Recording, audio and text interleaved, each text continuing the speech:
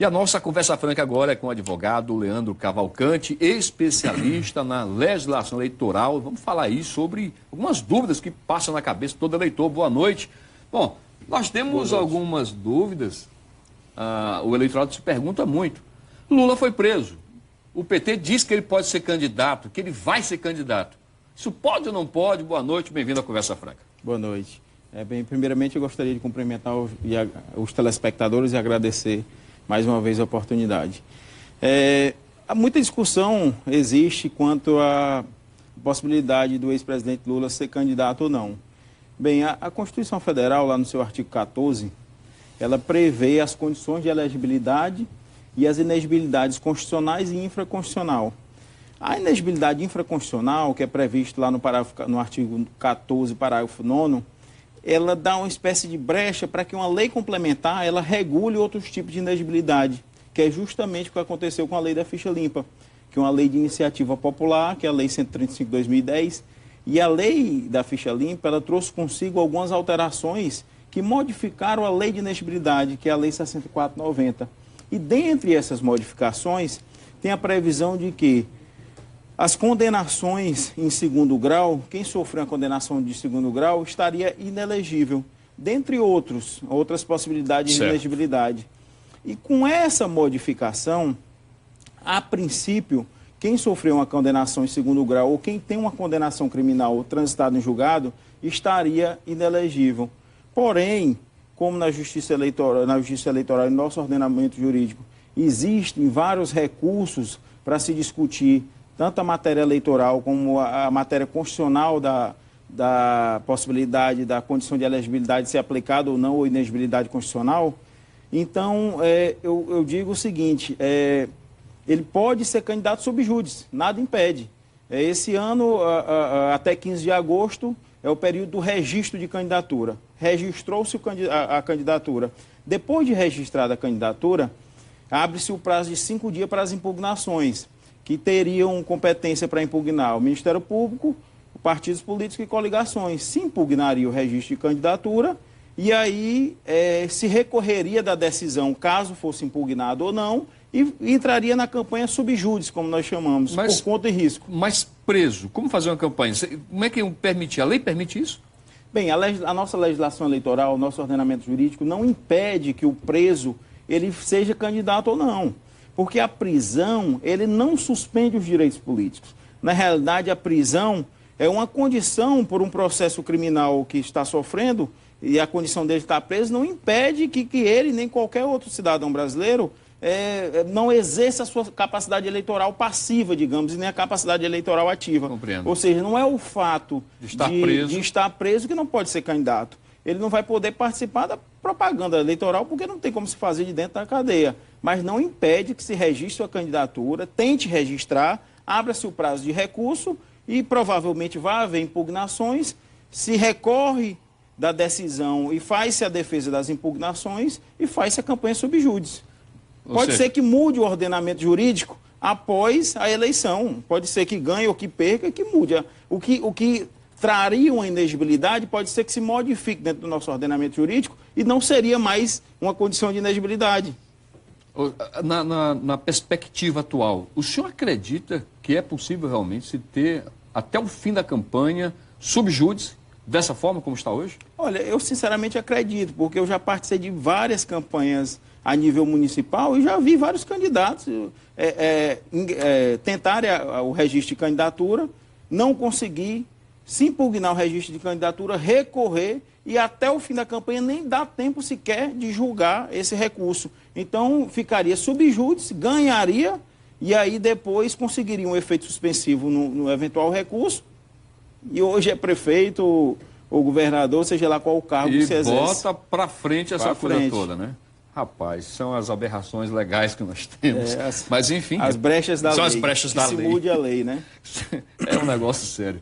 Bom, doutor, vamos falar agora, mudar um pouco de assunto e vamos falar sobre algumas proibições. Olha, você que agora... A gente falou, lembra da abertura do programa? A gente falava aqui sobre a internet, como é que ela vai se comportar, as eleições, enfim.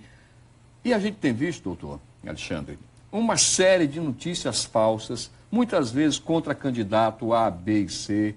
É uma verdadeira guerrilha. Isso é proibido atualmente pela legislação eleitoral. Que tipo de penalidade pode ser colocada para alguém? Bem, a propaganda negativa, que nós chamamos, e até as propagandas falsas, que é a famosa agora fake news, isso não é de agora, isso já sempre existiu. Assim, apesar do dano ser catastrófico, né, dentro de uma campanha, por conta da internet hoje ser a agilidade que se é nos grupos de WhatsApp, se espalha uma notícia e se divulga muito facilmente, a legislação eleitoral ela sempre impõe sanções para esse tipo de atitudes, que é a invenção de notícias falsas, boatos e até mesmo a propaganda negativa.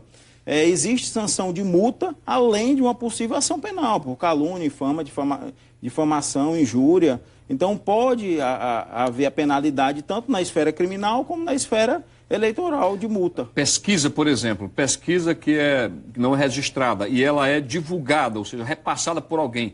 Quem paga ou quem pode ser penalizado? Quem está repassando aquela pesquisa que não é registrada ou quem começou a divulgar?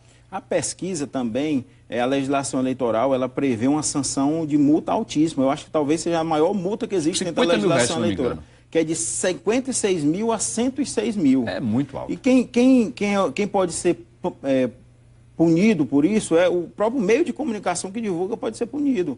O candidato pode ser punido, porque, na realidade, tanto a pesquisa eleitoral como as ações negativas ou até positivas em exagero a um certo candidato, isso que desvirtua o processo eleitoral.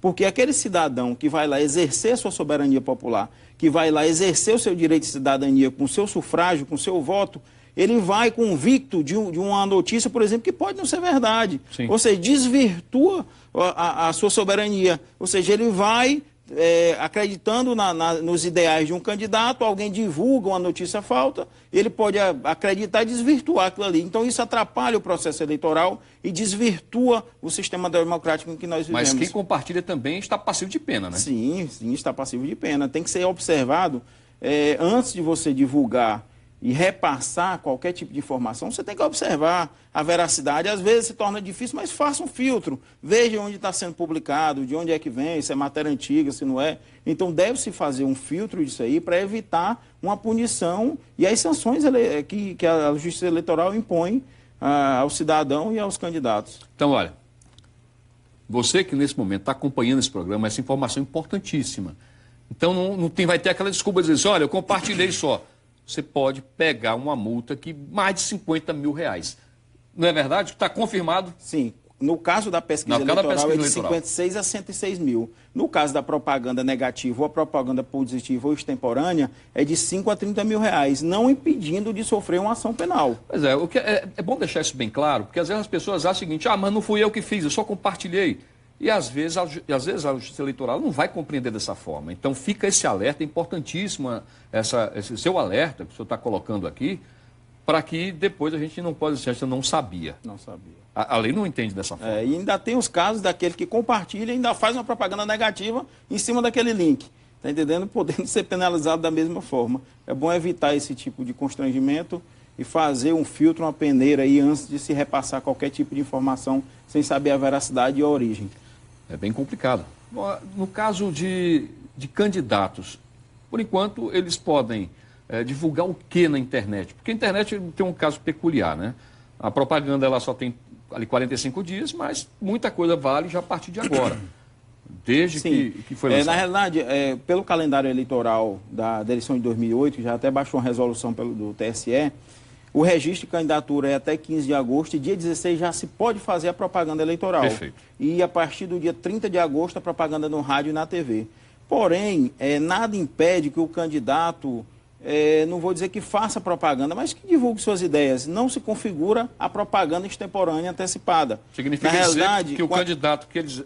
Eu gosto, eu apoio isso, não é propaganda? De forma alguma. Na realidade, com essa modificação na mini-reforma eleitoral, da Lei 3.165 de 2015, ficou bem evidente que isso somente se configuraria uma propaganda extemporânea se o candidato disser que é candidato, eu sou candidato, ou apresentar o número, ou a cor do partido, alguma coisa que demonstra ao eleitor que ligue ele ao partido político, ao número do seu partido, ou alguma coisa que leve realmente e configure essa propaganda extemporânea, que pode sofrer uma multa também por conta dessa Chega a quanto essa propaganda multa irregular. aí? A multa também é de 5 a 30 mil. Realmente é bem pesado. Tá aí, nossa entrevista está chegando ao fim, lhe agradeço, eu espero que a gente possa voltar outras vezes aqui. É um tema muito bom e que à medida que o calendário eleitoral for avançando, a gente vai esclarecendo outras situações por aqui, tá bom? Muito obrigado, Eu que agradeço. de coração.